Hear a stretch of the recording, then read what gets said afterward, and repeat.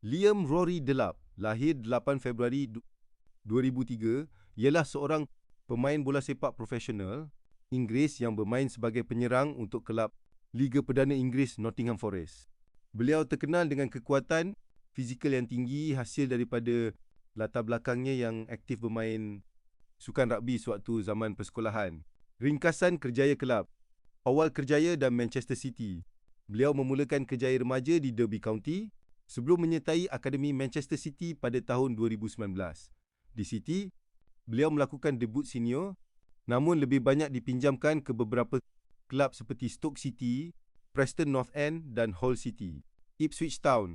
Beliau berpindah ke Ipswich Town secara tetap dengan yuran sekitar 15 juta pound Inggeris. Beliau memamerkan prestasi cemerlang dengan menjaringkan 12 gol dalam saingan EPL yang menarik minat gergasi liga. Chelsea.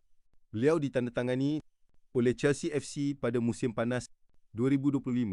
Walau bagaimanapun, nasibnya kurang baik di Stamford Bridge apabila mengalami kecederaan hamstring serius yang membataskan penampilannya. Sepanjang musim 2025 hingga 26, beliau hanya mampu menjaringkan 1 gol liga buat pasukan kendalian Enzo Maresca. Nottingham Forest. Beliau secara rasmi berpindah ke Nottingham Forest bagi memperkasakan jentera serangan kelab tersebut selepas dilepaskan oleh Chelsea. Profil antarabangsa.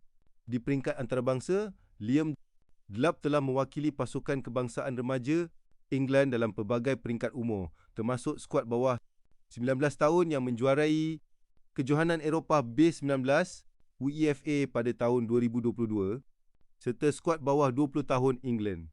Beliau juga merupakan anak kepada bekas pemain bola sepak terkenal Liga Perdana Inggeris Rory Delap.